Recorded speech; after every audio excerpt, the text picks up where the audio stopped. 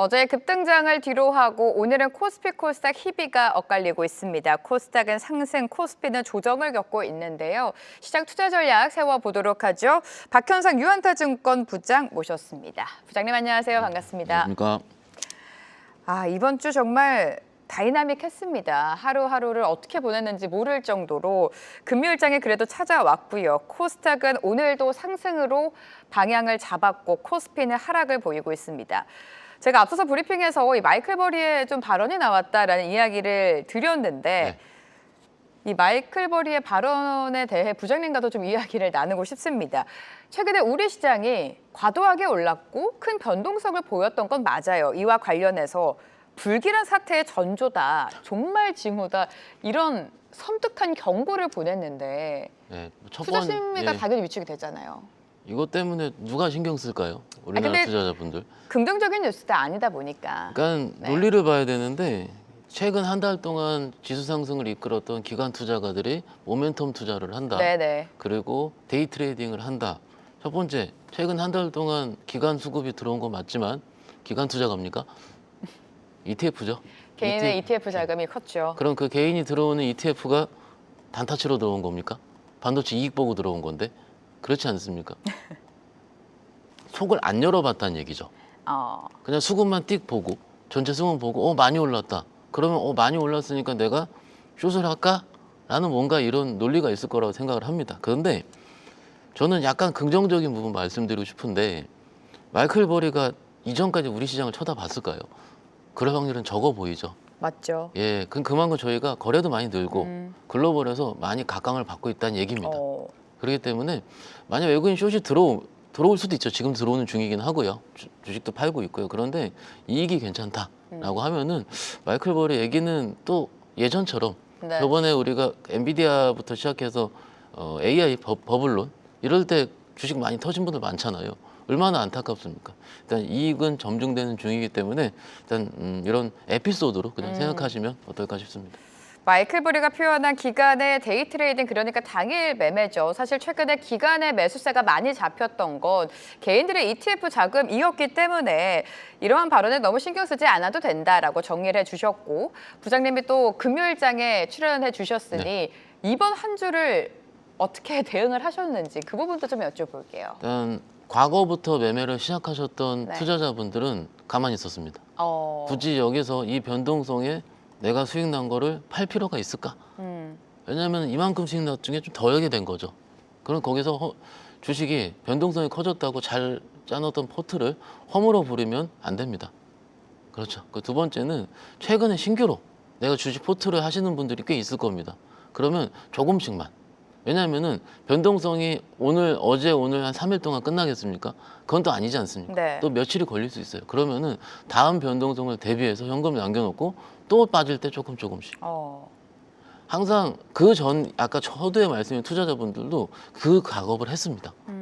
그런 작업을 내가 털리지 않고 꾸준하게 했기 때문에 올라올 때 그런 것들이 수익이 나 있었던 거죠. 똑같습니다. 최근에 주식 시작하신 분들 많잖아요. 현금 남겨놓으셔야 됩니다. 그래야지 지금처럼일 때 또 사고요. 그런데 다음 주에 예를 들어서 주말 사이에 또 이란 관련해서 나쁜 이슈가 터질 수도 있잖아요. 그러면 다음 주에 뭔가 또 내가 액션을 취해야 되잖아요. 가만히 물려있으면 아무것도 못하는 거죠. 개인적으로 수요일 변동성보다는 앞으로 큰 변동성은 나올 확률은 매우 적어 보입니다. 모든 걸 다 반영을 했기 때문에. 그러더라도 종목별로 나올 수는 있어요. 섹터별로 나올 수는 있으니까는 지금 우리가 좀 쌓아 있었던 저평가되어 있는 업종을 좀 잘 픽해 보신다면 어떨까 싶습니다. 수요일만큼의 변동성은 또 한 번 나오기에는 제한적이겠지만 부장님께서 항상 강조하신 현금 30% 보유는 늘 기억을 해야 된다. 조정 시 매수 관점을 활용하기 위해서는 현금 비중 항상 확보해둬야 된다라는 말씀해 주셨고요. 집중과 회피로 나눠서 섹터 보도록 하겠습니다. 오늘도 역시나 집중에는 반도체가 들어와 있습니다. 수요일 그리고 화요일을 지나면서 반도체라고 하면 뭐 여러 종목이 있겠지만 개인 투자자들의 가장 큰 관심은 투톱이었잖아요. 그때 사야 되는 거 아닌가 이런 질문 많이 받으셨을 것 같아요. 오늘 조금 빠지긴 하지만 수요일 기준으로 많이 올라 있고요. 또 지난주 금요일 기준으로 또 빠져 있습니다. 아직도. 그렇죠. 이렇게 생각을 해보죠. 지난주에 기억하십니까? 지난주 집중은 2차 전지였습니다. 그때는 또 다소 많이 올랐으니까 네. 좀 가격 메리트가 있을 때 포트폴리오를 편입을 하는 집중을 말씀드리는 편인데 시장에 급락이 나왔잖아요. 되돌림 과정을 진행 중인데 참고로 어제 하루 올랐죠. 그리고 오늘 이틀째인데 포트폴리오의 섹터 순환매는 3일 정도는 보셔야 됩니다.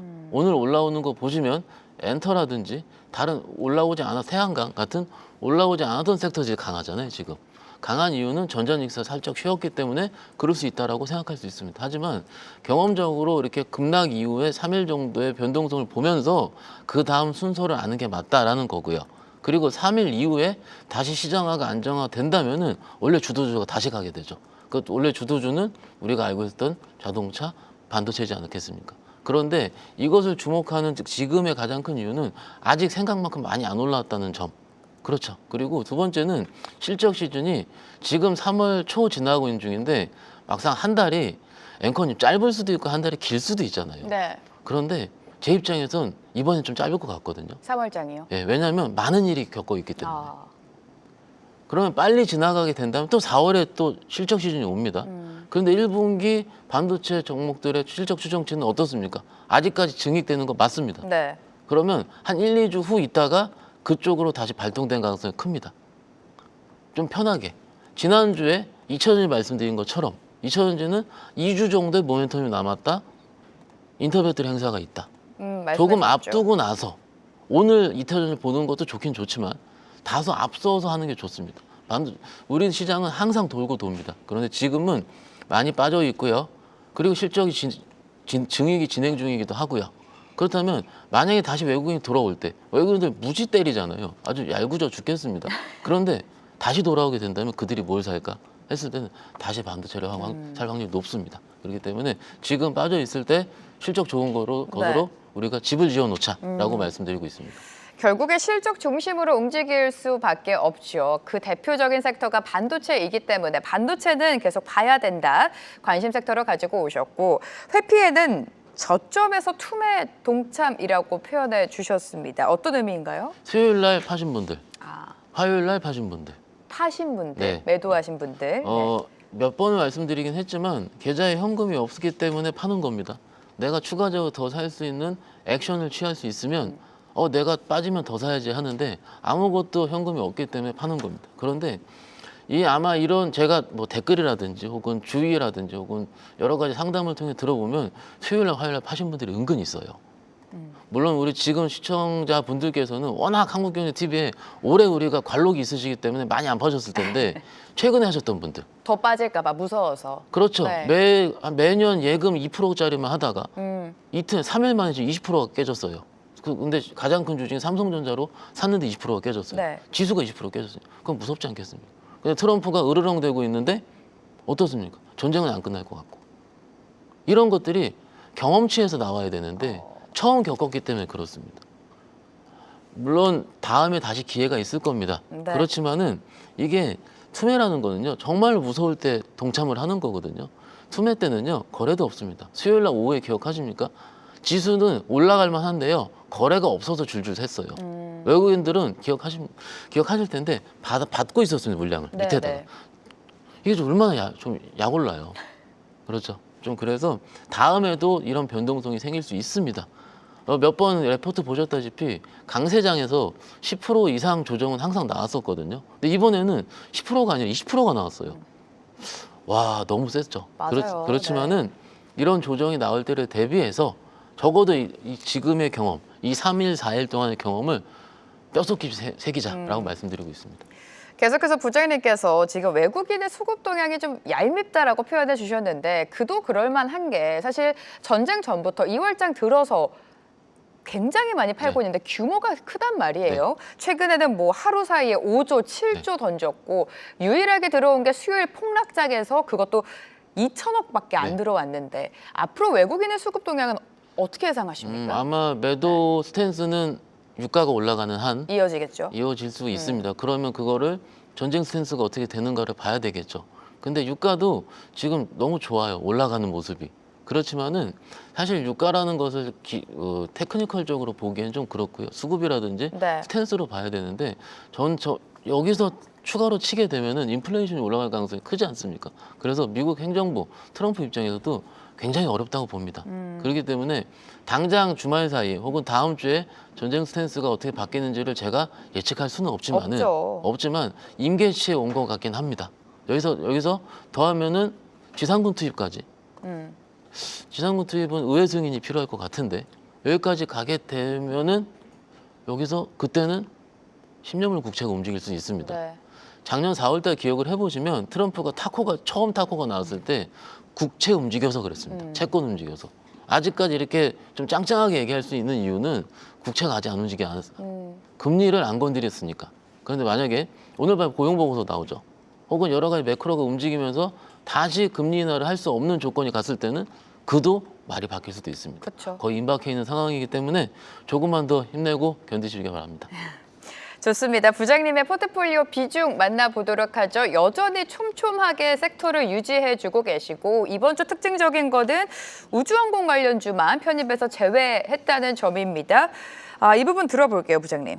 이게 우주항공이 안 좋은 게 아니고 네. 지금 전쟁이 빨리 끝나기를 바라는 제 입장에서 우주항공 방산 섹터가 많이 올랐잖아요. 많이 올랐죠? 네, 많이 올랐기 때문에 여기서 내가 포트폴리오에 조금 숨을 쉴 때 하자. 왜냐면 나머지 다 빠졌단 말이에요. 수익을 좀 실현하자. 그렇죠. 네. 우리가 주식 매매를 할 때 우리가 테크니컬 리바운딩도 봐야 되고 혹은 밸류에이션도 봐야 되고 여러 가지 봐야 되는데 가장 많이 봐야 되는 건 심리입니다. 그런데 우리 심리를 버틸 수 있게 하는 건 그게 솔직히 수익이 많이 안 나셨을 거예요, 방산을. 네. 왜냐면 많이 안 들고 계셨기 때문에. 근데 많이 안 들고 있어도 내가 이 정도는 내가 수익 실현을 하게 되면 조금 버틸만 합니다. 그렇죠. 예, 맞지 않습니까? 너무 격하게 끄덕끄덕 하시는데 맞지 않습니까? 조금은 저는 현장 매매를 하기 때문에 네. 현금이 없다가 이런 거 한 섹터 수익이 나가지고 현금 만들고 뭐 수익도 좀 났단 말이에요. 그러면 조금 내가 편하게 주식을 볼 수가 있어요. 네. 객관적으로. 그런 의미로 안 좋은 거 아닙니다. 들고 계신 분들 뭐라 그러지 말고요. 네. LIG 넥슨 너무 좋지 않습니까? 천궁2 화이팅이고요. 일단 저희는 포트폴리오를 매매하는 중이기 때문에 일단 이랬다라는 거고요. 나머지 섹터들도 이제 슬슬 돌만합니다. 오늘 엔터 올라오고 있죠. 계속 순환매를 돌 겁니다. 오랜만에. 예, 네. 순환매를 돌 건데 이것이 안 좋아서 도는 게 아니고요. 좋은 게 있는 섹터만 돌아서 들어가는 겁니다.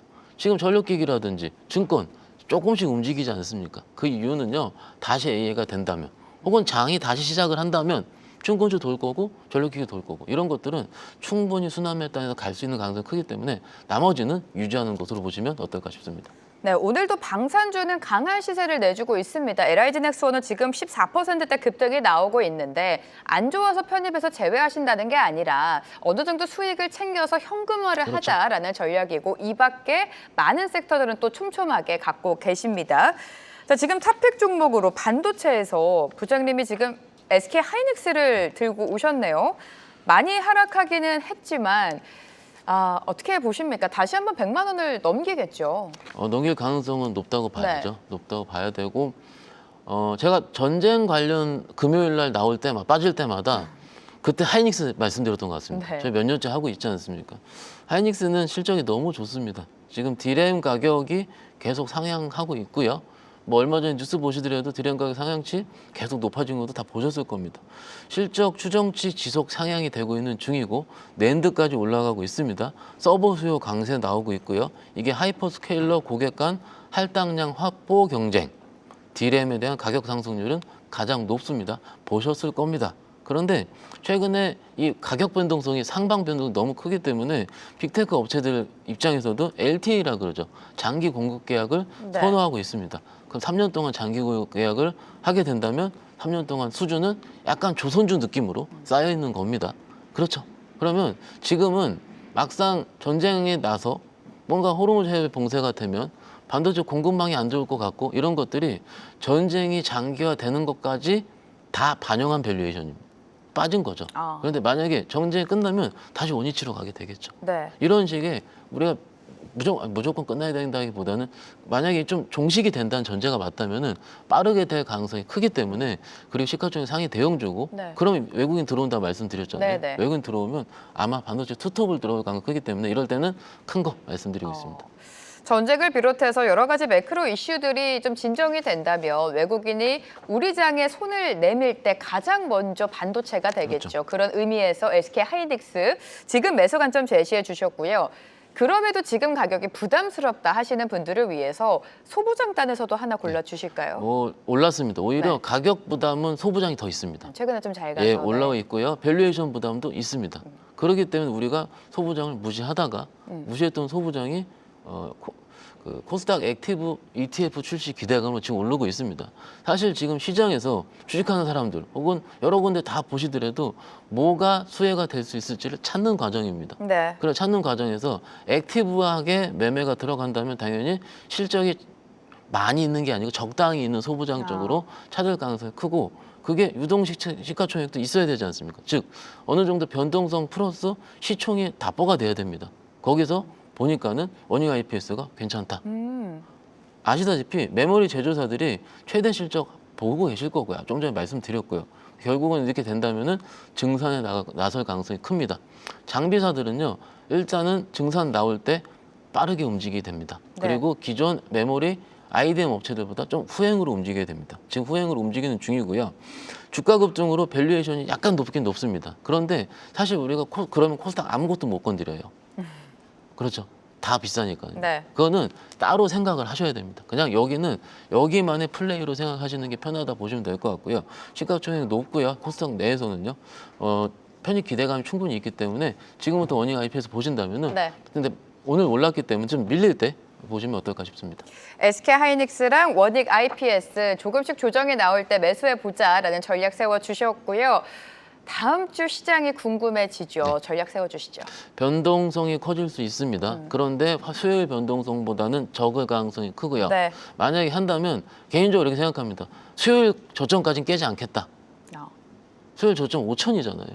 다시 겪고 싶지 않습니다. 그럼요. 전쟁 스탠스가 좀 더 장기화되지 않는다면 일단 수요일의 저점을 깨지 않는다. 이렇게 생각하신다면 어떻습니까? 빠질 때마다 분할 매수. 내가 생각하고 있었던 시장은 지금 빠르게 안정화되고 있습니다. 어떻게 전자닉스가 플러스가 안 났는데 원익 IP에서 소부장들 플러스가 나옵니까? 센티가 살아있는 겁니다. 센티가 살아있을 때는 하셔도 됩니다. 네. 네, 다음 주 투자 전략까지 세워 주셨습니다. 다음 주에 또 함께 리뷰해 보도록 하죠. 박현상 부장과 함께했습니다. 부장님 감사합니다. 감사합니다.